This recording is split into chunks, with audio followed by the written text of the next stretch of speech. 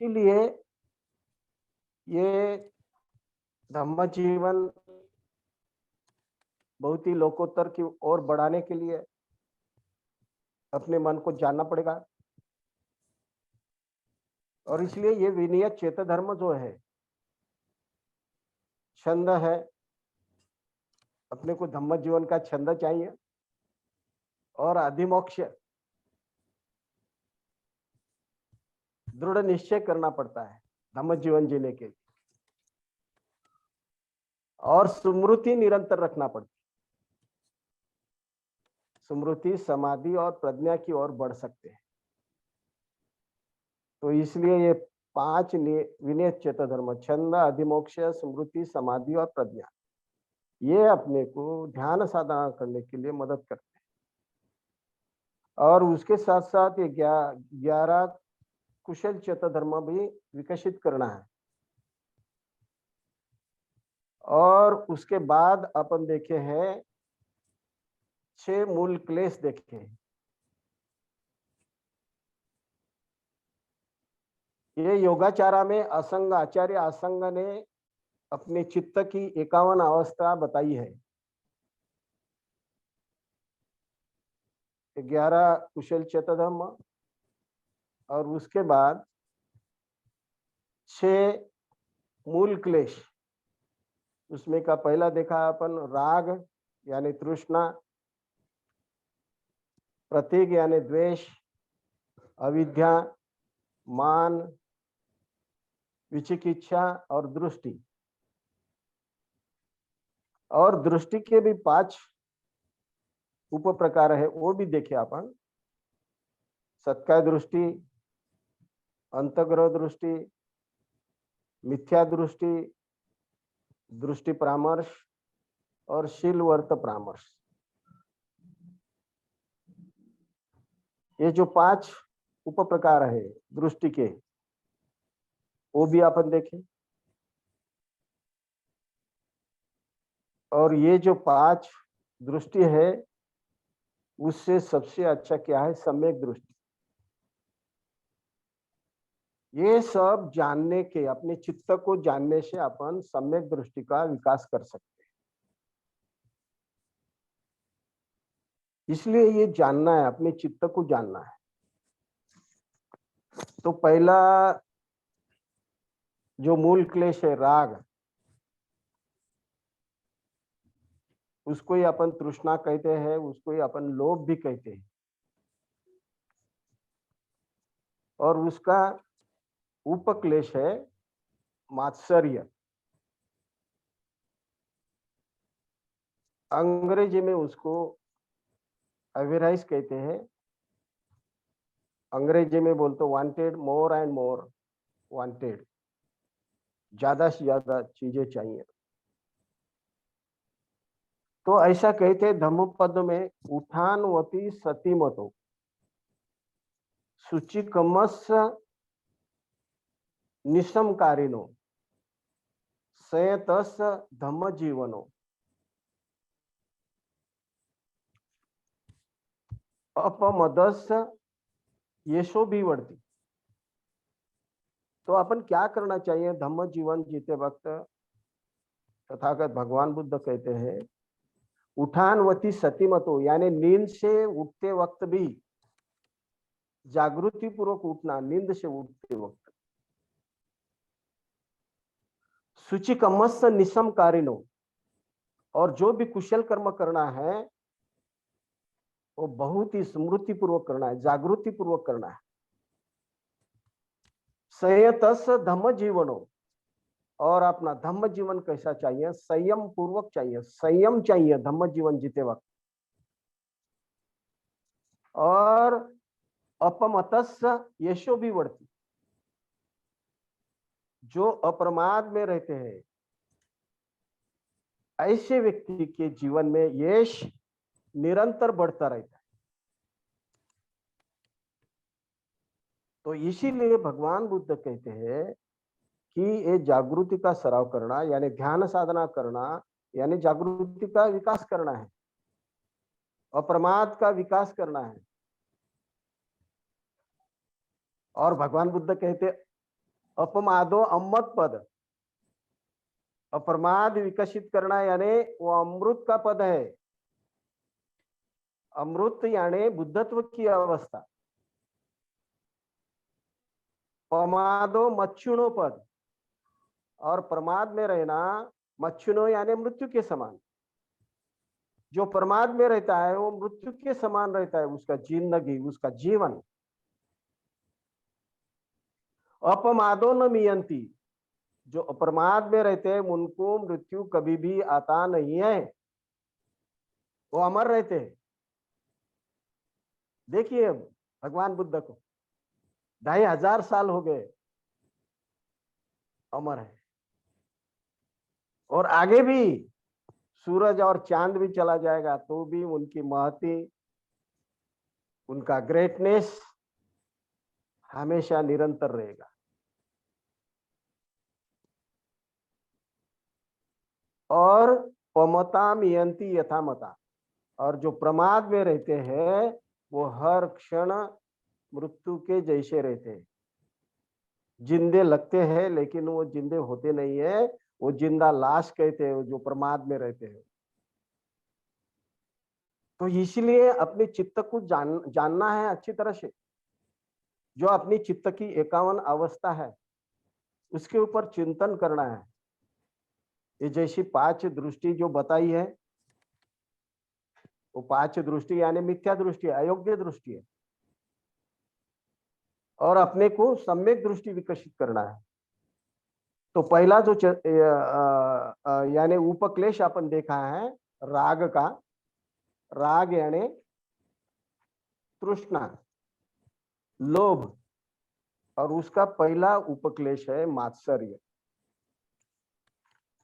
मात्सर्य यानी अंग्रेजी में उसको अविराइज कहते हैं।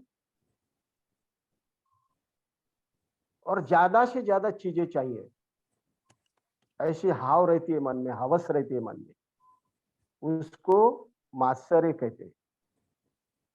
तो अपने चित्त में ज्यादा से ज्यादा चीजें चाहिए सांसारिक जीवन में, भौतिक जीवन में, उसके बारे में अपने चित्त में हाव रहती है, ज्यादा से ज्यादा। उसके पीछे जैसा कि अपन भागते हैं वो प्राप्ति के लिए, और उतना प्रयास धम्म जीवन के लिए करते नहीं है। लेकिन ये जो सांसारिक चीजें, भौतिक चीजें ज्यादा चाहिए, ज्यादा और ज्यादा और ज्यादा चाहिए। जैसे भक्ते कहते हैं कि हम ये पैसे के पीछे क्या करते हैं, गोल गोल घूमते हैं, गोल गोल घूमते हैं, गोल गोल घूमते हैं, कि जो कि अपने साथ कभी भी आने वाले नहीं। We have to keep here on this earth, यही जगह पे अपने को रखना पड़ेगा। जाते वक्त सब कुछ छोड़ के जाना, तो भी ये सत्य अपने को मालूम है, तो भी वो चीजों के पीछे भागते रहते, और चाहिए और चाहिए और चाहिए। जैसा ऐसा लगता है ये भौतिक चीजों का रास रहना चाहिए, भीग रहना चाहिए, और अपने को सुख देगा, ऐसा भी लगता है। लेकिन तथागत भगवान बुद्ध ने कहा इस बारे में, ये जो भौतिक चीजें हैं, जो भी भौतिक चीजें हैं, वो कभी भी सुख दे नहीं सकती, वो दुख दे सकती है। ये सत्य अपने को मालूम नहीं रहता है, इसीलिए वो चीजें इकट्ठा करने के लिए उसके पीछे दौड़ते रहते। तो बनते उर्गेन संरक्षित जी ने एक बहुत ही अच्छा मिसाल दी है, एक भिखारी का मिसाल दी है। एक भिखारी था, हर दिन वो भीख मांगते खाता था, और जो भी उसको दान मिलता था पैसे के रूप में, और उसके जहां पे रहता था जिस छोटे से रूम में, वहां पे इकट्ठा करके रखता था। हर दिन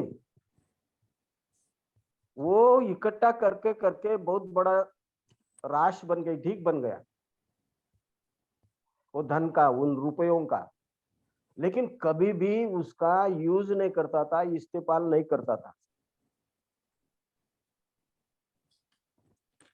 कभी कभी तो उपास मार में भी रहता था, भूखा भी रहता था, लेकिन उस पैसे का इस्तेमाल नहीं करता था। ऐसी अवस्था में वो जीना जी रहा था, ऐसे भंते कहते। उस रुपयों का जो भी रास थी, जो भी ढीक था, उसकी तरफ देख के वो जिंदगी जीता था। और एक दिन वृद्धावस्था में आ गया, बुढ़ापा आ गया और वो गुजर गया। एक तो उसके घर के पास से जो भी लोग जाते थे तो इतनी दुर्गंधी आती थी। फिर लोगों ने वहां पे जाके देखा तो वो मर गया था, और उसके बाजू में ही बहुत बड़ा ढीक था पैसों का, रुपयों का। तो इसको मात्सर्य कहते हैं। ज्यादा से ज्यादा चाहिए, ज्यादा से ज्यादा, मोर मोर एंड मोर वांटेड। ऐसा ही वो जीवन जीता था और एक दिन गुजर गया। तो ये अपन सोचना चाहिए, ये अपन क्यों कर रहे हैं। इसका मूल कारण है राग है, अपने चित्त में लोभ है, तृष्णा है, और उस तृष्णा के वजह से वो अपन चीजें इकट्ठा करते रहते हैं अपने जीवन में। लेकिन भगवान बुद्ध तो कहते हैं ये जो सांसारिक चीजें, भौतिक चीजें, ये दुख देने वाली है। ये तत्वज्ञान अपन समझ नहीं पा सकते, और इसीलिए ये चीजों को इकट्ठा करने के पीछे दौड़ते रहते रात और दिन। तो उसका कारण क्या है ये अपन समझ लेना चाहिए। वो कारण यदि आपने समझ में आया तो ये वस्तु इकट्ठा करने के पीछे अपन दौड़ते नहीं है। जो भी आवश्यक चीजें हैं जीवन जीने के लिए, उतना काफी है। जैसा बनते ने एक उदाहरण दिया है कि एक भिक्षु था, और बहुत पहले रईस था, लेकिन बाद में भिक्षु बन गया और एक कुटी में रहता था। तो उसने अपने मित्रों को पत्र लिखा कि मेरे पास सिर्फ 3 चीवर है, भिक्षा पात्र है, छाता है, और उसी से मैं बहुत आनंदित हूं।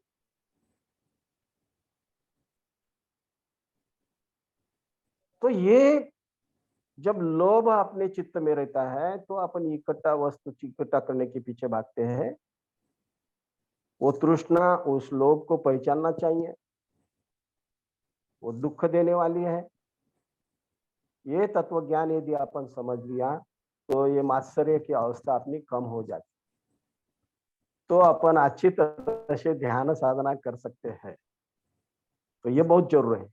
और दूसरा जो है उपक्लेश मोक्ष, यानी स्लाइनेस अंग्रेजी में कहते हैं, धूर्तपना कहते हैं उसका हिंदी में अर्थ है। और दूसरा अर्थ भी कंसीलमेंट, यानी छुपाना, छुपा के रखना। ये भी मोक्ष का अर्थ होता है। मोक्ष ये पाली शब्द है, तो इसलिए ये जो 2 अर्थ है उसके, एक पहला अर्थ है स्लाइनेस यानी धूर्तपना, और दूसरा है कंसीलमेंट यानी छुपा के रखना, छुपाना। जैसा अपने को लगता है कि लोगों ने अपने को पहचानना चाहिए, ये बात अपने चित्त में रहती है, लोगों ने अपने को पहचानना चाहिए, मान सम्मान देना चाहिए।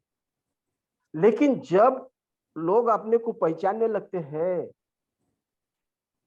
तो आपने जो अकुशल बातें हैं वो भी उनके ख्याल में आते हैं फिर पहचानत होने से। तो अकुशल बातें उनके समझ में नहीं आना चाहिए, इसीलिए अपन प्रयास करते हैं, छुपाने का प्रयास करते हैं। जैसे अकुशल बातें अपने हाथ से घटित हो गई तो अपन उसका स्वीकार करना चाहिए,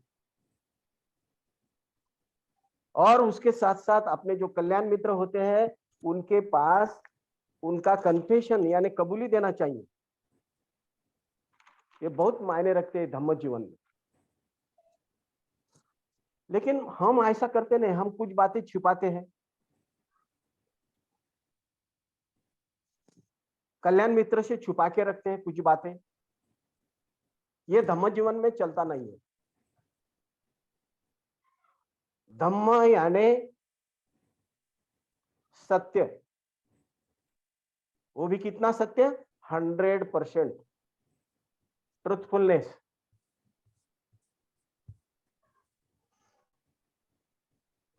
जो भी अकुशलता है अपने कल्याण मित्र के साथ अपन ओपन करना चाहिए, खुले करना चाहिए, और दोबारा न करने का संकल्प भी करना चाहिए। जैसा कि अपन शिविर में कभी जाते हैं, शिविर में जाने के बाद जब समय रहता है दोपहर के वक्त बाहर जाते हैं कोई कोई, और आइसक्रीम वगैरह खा के आते हैं अंदर।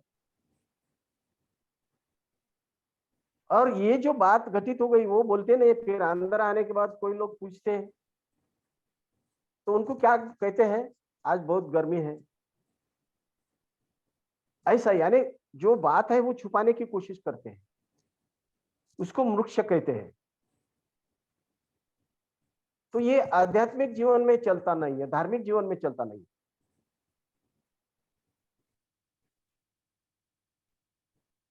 ये अकुशलता है, अपन कभी भी अपने कल्याण मित्र से छुपाना नहीं चाहिए, क्योंकि एक तरफ अपन संघ का भाग रहते हैं और दूसरी तरफ कुछ अकुशलताएं भी छुपाते हैं।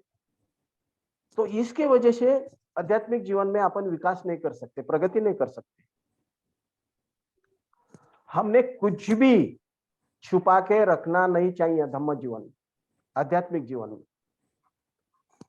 हमने जो सत्य है उस सत्य की काट कसर नहीं करना चाहिए, जो सत्य की कमतरता नहीं करने की कोशिश नहीं करना चाहिए। बिल्कुल जो सत्य है वही स्वीकारना चाहिए। हम क्या करते हैं, हम एक तरफ से झूठ भी नहीं बोलते और पूरे अर्थ से सत्य भी नहीं स्वीकारते। तो ऐसा यदि जीवन रहा तो धम्म जीवन में विकास नहीं कर सकते। इसलिए जो सत्य है वो एक्सेप्ट करना और कल्याण मित्र के साथ कबूल करना बहुत इंपॉर्टेंट रहता है। और ये जो छुपाने का अपन प्रयास करते हैं वो क्यों करते हैं? वो सिर्फ वृक्ष यानी लोभ से करते हैं अपन, इसलिए अपन उसको छुपाने की कोशिश करते हैं। और तीसरा जो उपक्लेश है माया। माया यानी अपने पास जो है वो नहीं है ऐसा बताना, और जो नहीं है सद्गुण वो है ऐसा बताना। जादूगर जादूगर के जैसा समझो। एखादा जादूगर क्या करता है, ये रूम में आता है और लोगों को बोलता है अभी यहाँ पर हाथी आने वाला है। तो लोग वैसी कल्पना करते हैं हाथी आ गया। फिर बाद में वह जादूगर बोलता है हाथी अब बाहर चला गया। तो ऐसी बात है, जो बात नहीं है वो है बोल के बताता है जादूगर, और जो नहीं है वो है बोल के बताता है। तो उसको माया कहते हैं। जैसा अपने पास जो गुण नहीं है वो सद्गुण अपने पास है ऐसा भी अपन बताते हैं कभी कभी, ये माया के वजह से। हम समझो अपने मित्र के साथ घूमने के लिए जाते हैं, और जाते वक्त रास्ते में जब भिखारी बैठे हुए हैं उनको दान देने का प्रयास करते हैं अपन। ऐसा क्यों करते हैं अपन? अपने मित्र को समझ में आना चाहिए कि मैं बहुत दानशूर हूं। फिर मित्र क्या बोलता है कि आप बहुत ही दानशूर है और नम्र भी है। तो ये माया की वजह से ऐसे करते हैं, जो गुणधर्म नहीं रहता है लेकिन मित्र औरों को बताने के लिए ऐसी कोशिश करते हैं। और बाद में मित्र क्या बोलता है कि चलो अपन ड्रिंक लेंगे, तो वो क्या बोलता है, मैं कभी भी ड्रिंक लेता नहीं है, ड्रिंक से मैं परे रहता हूं। ऐसा यानी जो सद्गुण है उसको नहीं बोल के बताना, और जो नहीं है वो है बोल के बताना, उसको माया कहते हैं। ये क्या कहते हैं, आध्यात्मिक के नाम से दिखाऊपना, बेगड़ीपना, मराठी में बेगड़ीपना कहते हैं। वो दिखाऊपना दिखाने की कोशिश करते हैं औरों को। जैसा कि हम ध्यान के लिए बैठते हैं और ध्यान करते वक्त इधर उधर भटकते हैं, लेकिन औरों को बताते नहीं है। ध्यान समाप्त हो गया तो औरों को क्या बोलते हैं, मुझे तकलीफ मत दीजिए। क्यों? मैं अभी ध्यान से उठ गया हूं, मैं बहुत संवेदनशील हूं। यानी ओरिजिनली संवेदनशीलता थी क्या उनके पास? नहीं थी।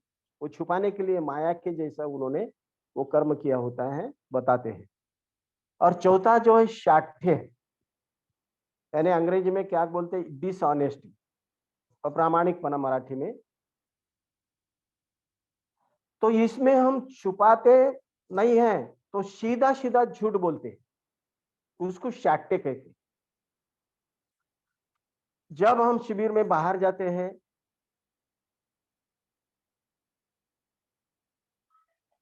और फिर बाहर से अंदर आने के बाद लोगों को क्या बोलते हैं कि मैं पोस्ट ऑफिस में पत्र डालने के लिए गया था, यानी सीधा सीधा झूठ बोला गया होता है वहां पर, तो उसको शाट्य कहते हैं। और ये ऐसी बातें अपन क्यों करते हैं? क्योंकि राग या लोभ या तृष्णा अपने चित्त में रहते हैं, इसलिए ऐसे कहते हैं। और धम्म जीवन में इसको बहुत ही गंभीर मिस्टेक कहते हैं। धम्म जीवन में ये चलता नहीं है, ये अपन ख्याल में रखना चाहिए। हमने एक दूसरे के प्रति बहुत प्रामाणिक रहना चाहिए।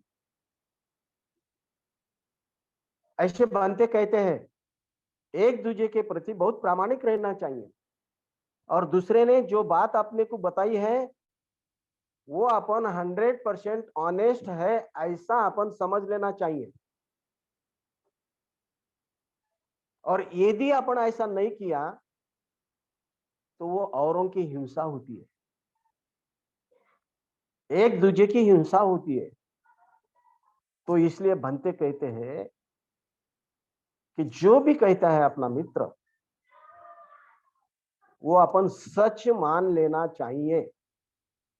उसके बारे में विचिक इच्छा अपने मन में रखना नहीं, डाउट रखना नहीं है, बिल्कुल सत्य मान लेना चाहिए, ऐसे बनते कहते हैं।